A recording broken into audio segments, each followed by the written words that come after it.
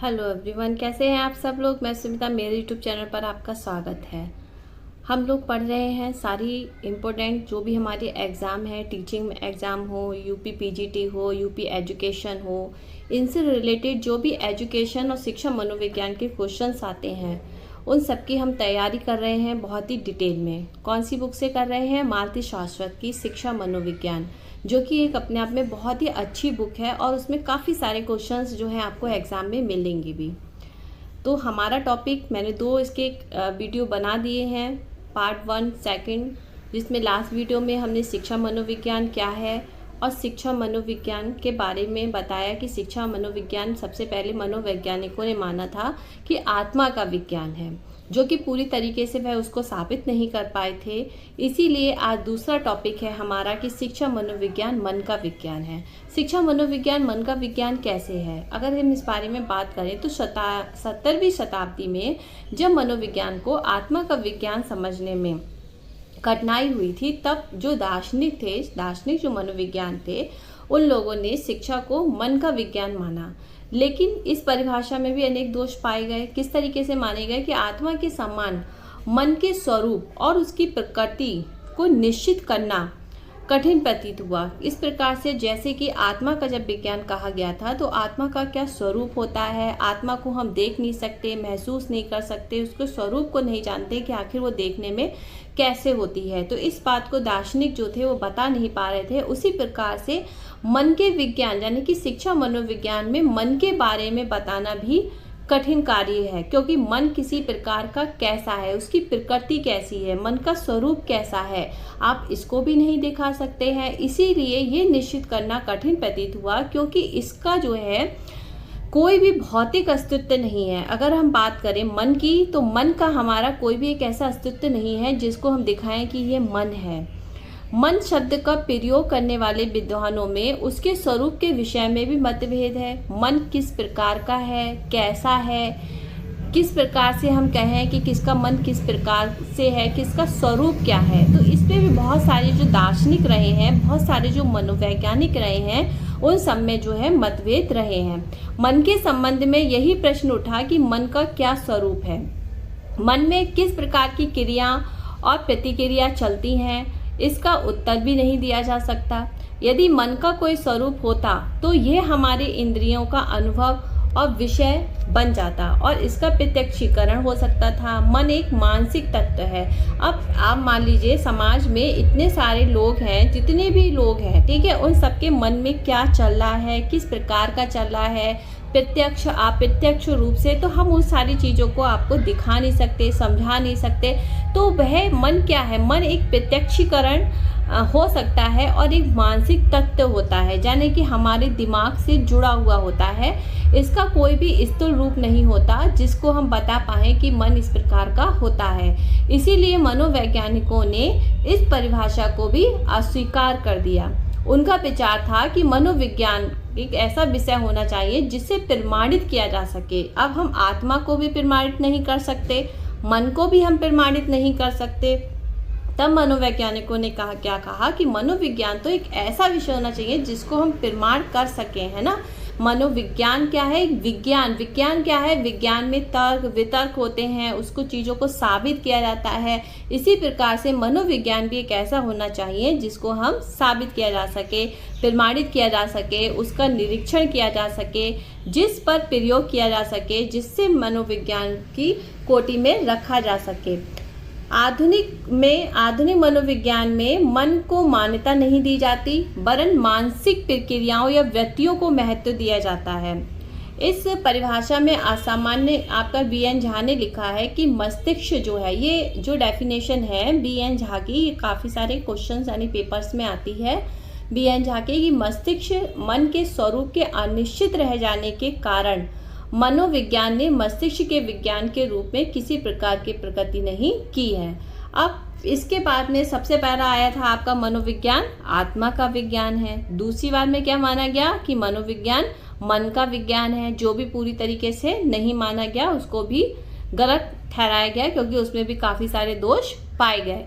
अब तीसरा पॉइंट आपका आता है कि मनोविज्ञान चेतना का विज्ञान है ना।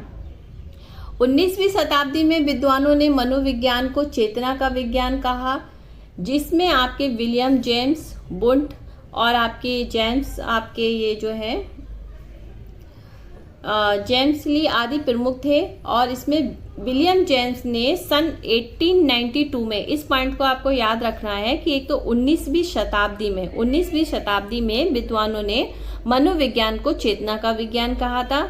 इसमें आपके चेतना का विज्ञान कहने वाले कौन कौन से दार्शनिक मनोविज्ञान थे? विलियम जेम्स थे, वुंट थे और जेम्स ली थे, ठीक है, आदि प्रमुख थे। विलियम जेम्स ने जो है सन 1892 में मनोविज्ञान की परिभाषा इस प्रकार दी थी कि मनोविज्ञान की सर्वोत्तम परिभाषा ये हो सकती है कि ये चेतना की विभिन्न अवस्थाओं का वर्णन और उसकी जो है व्याख्या कर सकता है। ठीक है, ये किसने कहा था?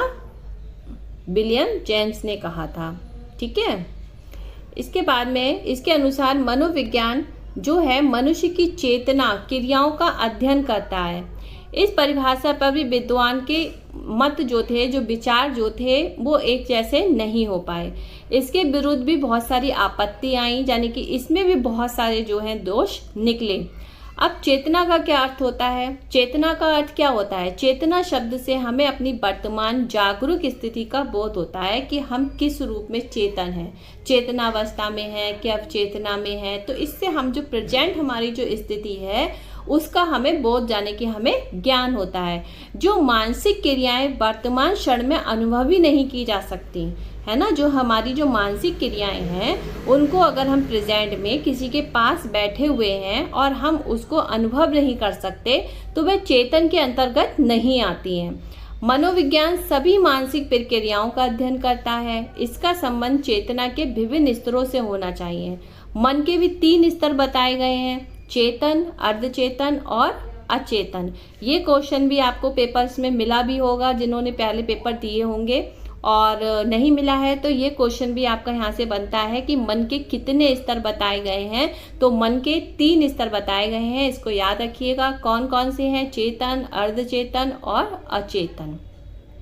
मनोविज्ञान में केवल चेतन अनुभूतियों का ही अध्ययन नहीं किया जा सकता, परंतु अर्धचेतन और अचेतन मन की प्रक्रियाओं का अध्ययन भी इसमें होता है। मनोविज्ञान अर्धचेतन और चेतन स्तर को अपने क्षेत्र से नहीं निकाल सकता। अगर आप बात करो कि मनोविज्ञान को अगर चेतना का विज्ञान कहा जाए तो उसमें से मनोविज्ञान किसी भी परसेंट यानी कि प्रेजेंट में जो चेतन है, जो चेतना में है, उसी का अध्ययन नहीं करता, वह इन तीनों चीज़ों का अध्ययन करता है।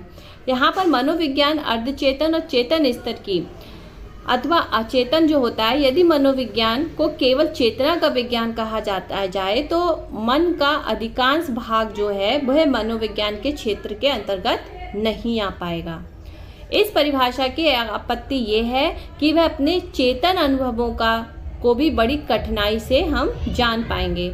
इस संबंध में ये भी कहा जा सकता है कि दूसरों की मानसिक प्रक्रियाओं का अध्ययन, अगर मान लीजिए कोई व्यक्ति चेतन अवस्था में है, आप उसके उस समय प्रेजेंट के व्यवहार को देखकर उसको समझ सकते हो, ठीक है, लेकिन उसके दिमाग में उस समय क्या चल रहा है ना, उसके मानसिक क्रियाओं का अध्ययन किस प्रकार कर सकते हैं। तो इस संबंध में ये भी कहा जाता है कि दूसरों की मानसिक क्रियाओं का अध्ययन बिना व्यवहार का निरीक्षण किए हम नहीं कर सकते। दूसरे इंसान की दिमाग में, मन में क्या चीज़ें चल रही हैं, तो उनको जानने के लिए हमें उस व्यक्ति के व्यवहार का अध्ययन करना होगा।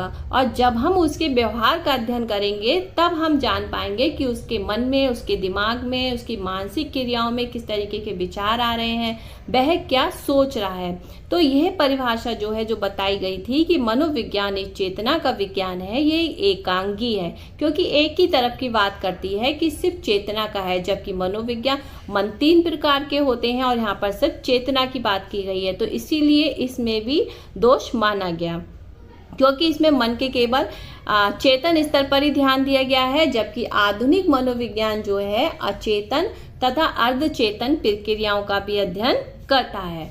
मनुष्य के सभी अनुभव जो हैं वह चेतन नहीं होते। आपके हमारे जितने भी एक्सपीरियंस हैं, अगर हम बात करें तो वह सारे चेतन ही नहीं होते हैं। अधिकांश अनुभव अचेतन स्तर पर भी होते हैं, है ना। कुछ हमारी पास्ट की चीज़ें जो होती हैं वो हमारी अभी प्रेजेंट में नहीं होती, लेकिन कहीं ना कहीं हमारे मन में होती हैं तो वह क्या है, वह अचेतन स्तर पर है। इसमें आपके श्वसन आ जाते हैं, आपका सम्मोहन आ जाता है ना, जो कि मनुष्य की क्रियाओं को प्रभावित भी करता है।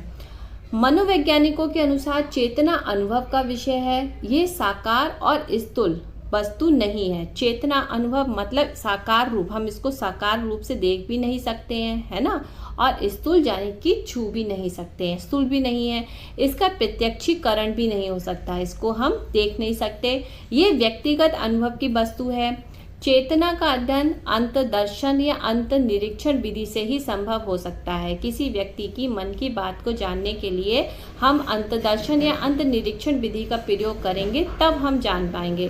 तो अंतर्निरीक्षण विधि को वैज्ञानिक विधि के रूप में स्वीकार नहीं किया जा सकता, क्योंकि इसमें आत्मनिष्ठा में भी दोष पाए जाते हैं। प्रत्येक व्यक्ति अपना ही अंतर्निरीक्षण कर सकता है, दूसरा नहीं कर सकता। कोई भी व्यक्ति उसके मन में क्या चल रहा है तो भाई सामने वाला तो उसके मन को देखकर बता नहीं देगा। जो व्यक्ति के मन में चल रहा है वह खुद से ही तो अपना निरीक्षण कर सकता है, सामने वाला इसमें कर नहीं सकता।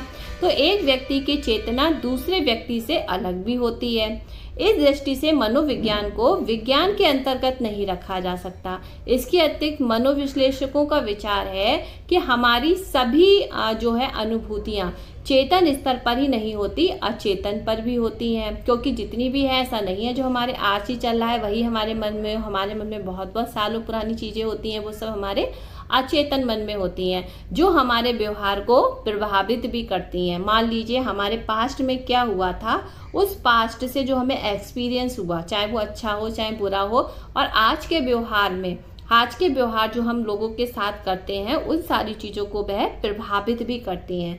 तो इन चेतन अनुभूतियों का अंतर्निरीक्षण करना ही संभव नहीं है। इस परिभाषा को स्वीकार करने पर मनोविज्ञान का क्षेत्र बड़ा ही संकुचित यानी कि छोटा और सीमित हो जाता है। इन्हीं त्रुटियों के कारण क्या हुआ था कि 20वीं शताब्दी में व्यवहारवादियों ने, मनोवैज्ञानिकों ने व्यक्ति के व्यवहार का अध्ययन करने के लिए जोर दिया गया। तो यहाँ पर हमने 3 पॉइंट पढ़े कि मनोविज्ञान आत्मा का विज्ञान है, जो कि पूरी तरीके से नहीं साबित हुआ था, उसमें दोष पाया गया था। मनोविज्ञान मन का विज्ञान है, ये भी स्वीकार नहीं हो पाया। फिर मनोविज्ञान चेतना का विज्ञान है, ये भी स्वीकार नहीं हो पाया। फिर 20वीं शताब्दी में मनोविज्ञान क्या कहा गया कि व्यवहार का विज्ञान है ना। इसके बारे में हम नेक्स्ट वीडियो में पढ़ेंगे। अगर आपको वीडियो अच्छी लगी हो तो मुझे कमेंट बॉक्स में बताइएगा, लाइक करिएगा और चैनल को सब्सक्राइब करिएगा। तब तक के लिए बाय बाय।